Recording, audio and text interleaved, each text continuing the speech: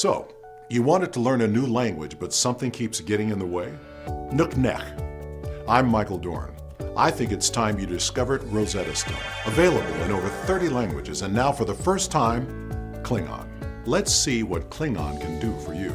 With Rosetta Stone's new Klingon language program, I can talk to my son and feel like I'm not missing out. Chuck Ayumev, Dad? Gosh! Little scamp. Speaking Klingon is a great way to make new friends. I've tried other methods, but this is the only one that really worked for me. Now my friends and I can speak to each other in Klingon. Kapla! The Klingon language is fun. Go sleep, Dr. Judge! Thank you, Rosetta Stone. Klingon is a romance language. Jigvad Vaso! Hedja! Thanks, Rosetta Stone. Today is a good day to learn Klingon. Succeed, or your money back. Order now. Kapla.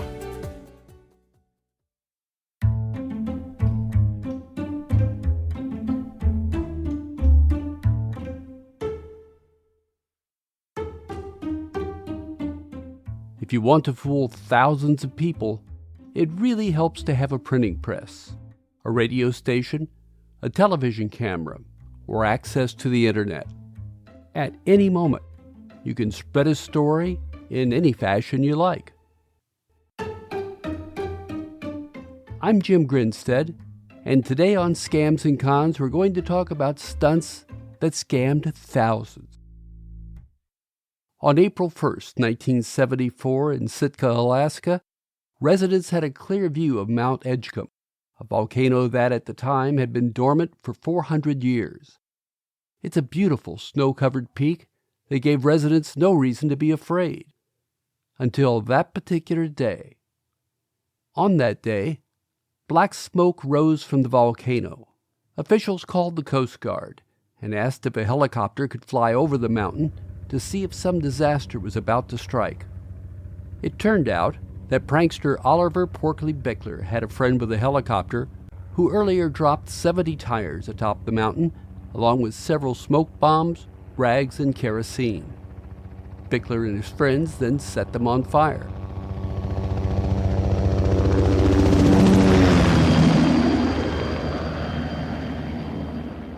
He had planned the stunt for 3 years, but each year the weather wasn't just right, and the effect would have been lost. But in 1974 everything was right, and he set the tires ablaze, then spray-painted on the snow, April Fools. They had warned the FAA and the police, but they forgot about the Coast Guard. Fortunately, the Coast Guard appreciated the joke. Where does the media come in? Well, Alaska Airlines included Porky's prank in an ad campaign the following year to celebrate the independence of the Alaskan people. 8 stars of gold on a field of blue, Alaska's flag may it mean to you the blue of the sea, the evening sky, the mountains, lakes, and the flowers nearby, the cold of the early sun. While we're up in the air, what about the time the space shuttle landed in San Diego? The field we have selected is Montgomery Field, which is there in San Diego. A systems malfunction in Edwards Air Force Base, we were told. The shuttle would be diverted here. At approximately 8:30 hours, Discovery will touch down on this site. That news came from radio station KGO, or read of the morning personalities who thought it would be a great stunt. People flooded the highways to see the landing, and police had to corral the sightseers. Landing gear down and locked. This is STS Commander Burns. And has anybody said April Fool's Day? Yeah, the guys got into a bit of trouble for that, but they were known for their stunts, and they had a long, proud career at the station. The fact of the matter is there is no shuttle in space. Meanwhile, police tried to deal with the traffic. Now advising the people they've been had. That was News 8 San Diego. One more airport story. This one's provided by Sir Richard Branson of Virgin Airways. I think one of my best was we built a UFO, as you do. We took off at 4 a.m. in the morning, and we flew over London, and every single radio station lit up. The 4 police forces were called out. The army was called out. Jet scrambled and everything. we landed in a foggy field outside Gatwick, and they surrounded us, and just like an ET, we had the door very slowly open. We were pumping smoke out of it, and we brought on board with us a little ET figure in the outfit. And this bobby English policeman came across with a truncheon, and the first thing he saw was this ET figure coming down, and he just ran. Oh, Richard, you scamp. In 1996, a leading restaurant chain bought full-page ads in the Philadelphia Inquirer, New York Times, Washington Post, Chicago Tribune, Dallas Morning News, and USA Today. The announcement was that Taco Bell had purchased naming rights to the Liberty Bell, and the treasure would divide its time between Philadelphia and the company's California headquarters.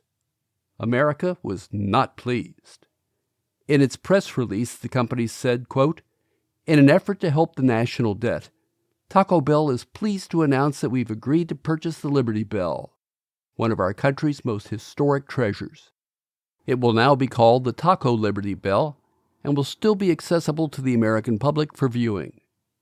While some may find this controversial, we hope our move will prompt other corporations to take similar action to do their part to reduce the country's debt." Here's Robert Clara, a senior editor at Adweek. Americans, including 2 U.S. senators, jammed the switchboards of both Taco Bell and the National Park Service, demanding to know if the story was true. At first, the Park Service didn't seem to know. "We were shocked," a spokesperson said. "We had no idea this was happening." Except that it wasn't. And few of the incredulous callers had noticed that Taco Bell's ad had appeared on April Fool's Day. The Park Service called a press conference and assured the media that the Liberty Bell was safe and not for sale. So Taco Bell never did buy the Liberty Bell, but its stunt bought something more desirable: national attention. And with that attention, the chain announced it would donate $50,000 to help with the Liberty Bell's conservation. Not to miss out on the moment, the White House announced that the Ford Motor Company would be restoring the Lincoln Memorial, which would be named the Lincoln Mercury Memorial. Once everyone stopped laughing, the Taco Bell story disappeared from the news, but the company had learned a valuable lesson about using iconic objects for marketing. In 2001, as the Mir space station re-entered the atmosphere, Taco Bell set up a floating bullseye off the coast of Australia, figuring a piece of the ship might hit it. "If Mir rings our bell," said VP of Brand Communications Chris Becker, "we will offer a free taco to everybody in the United States." It didn't happen. Then there are the perils of dihydrogen monoxide. Several radio personalities have warned their audience about this odorless and colorless substance that kills thousands each year. A member of New Zealand's parliament called for it to be banned, and 6 years later another member of her party made the same plea. It's a good thing they failed. Dihydrogen monoxide is water. But despite that fact, this prank has survived decades, and people still fall for it. I can tell you from experience that young reporters are fertile soil for pranksters. Take a young Associated Press reporter who was assigned to do a story on the origin of April Fool's Day.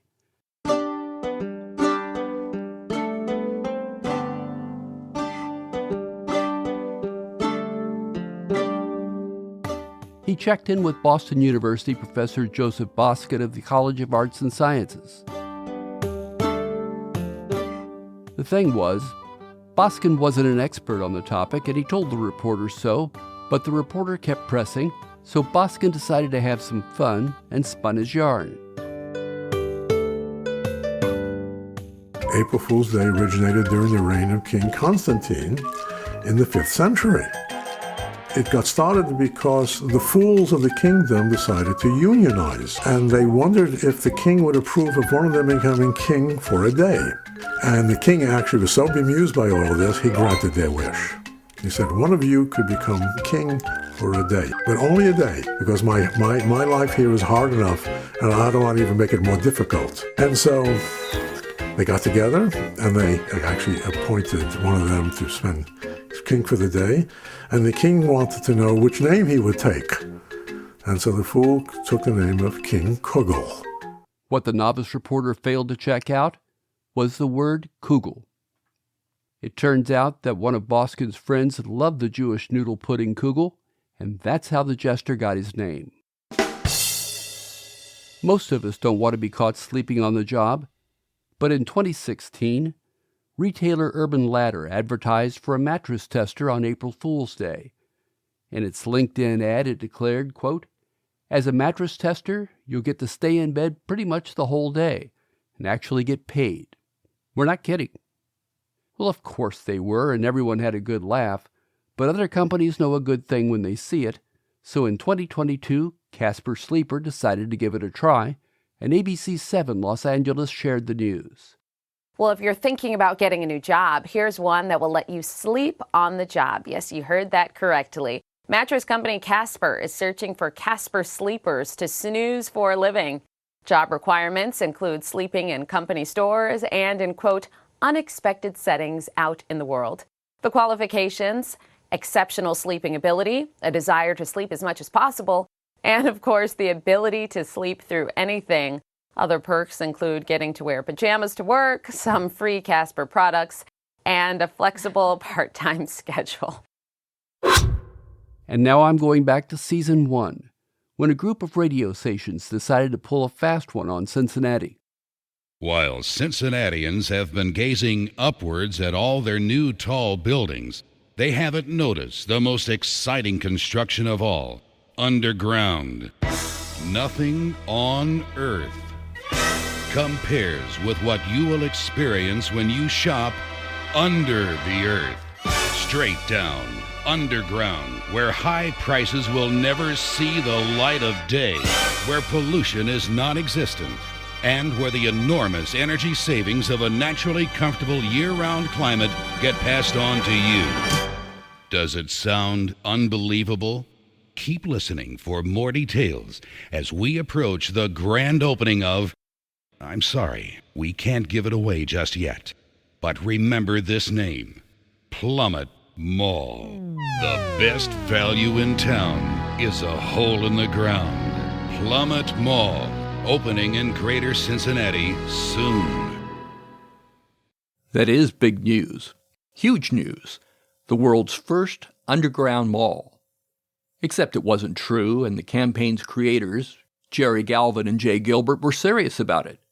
Except for that twinkle in their eyes. Here's how it started. In 1984, a major supermarket chain moved into Cincinnati, but the chain purchased very few radio ads as part of its promotion. Local radio execs were not pleased. Those execs approached Galvin about an ad campaign promoting the power of radio. The result was Plummet Mall. The campaign began in January of 1985. Radio stations donated time to the cause, and the ads played 30 times a week. The city was abuzz. Utility companies said that no one had applied for permits. The Chamber of Commerce was miffed because it was not included in the project. The problem was, how was it going to end? They couldn't announce a grand opening date or existing retailers might lose business. They had to find a way to end it, and they did. Ladies and gentlemen, please pay careful attention to the following announcement. Recently, you have been hearing about the imminent grand opening of the world's first vertical underground shopping center, Plummet Mall. Plummet Mall is the opposite of a skyscraper, going several hundred feet underground with dozens of famous stores, plus conveniences like moving walkways and spiral escalators. But unfortunately, the grand opening of Plummet Mall will be delayed. The two severe cold waves that have recently plagued the Midwest have caused a radical expansion and contraction effect beneath the Earth's surface. This has caused a profound shift of underground land masses, some by several hundred miles. Plummet Mall has been a tragic victim of this phenomenon and is believed to now be located somewhere between Greater Cincinnati and Lincoln, Nebraska. Search crews and seismologists hope to locate it within a few weeks. Until then, the best value in town is a hole in the ground. Plummet Mall, opening somewhere soon. So beware of the next outlandish announcement you discover on radio, TV, print, or on the internet. Don't jump in line to be part of a new crop of media suckers. If you enjoy the podcast and want to support it, please consider doing so via Patreon. For just $10 a month, you'll help us keep the lights on so we can continue to create great content for you. You can sign up at patreon.com, that's patreon.com, then search for Scams and Cons. There'll be a link in the show notes. We'll be back in 2 weeks. Thanks for listening.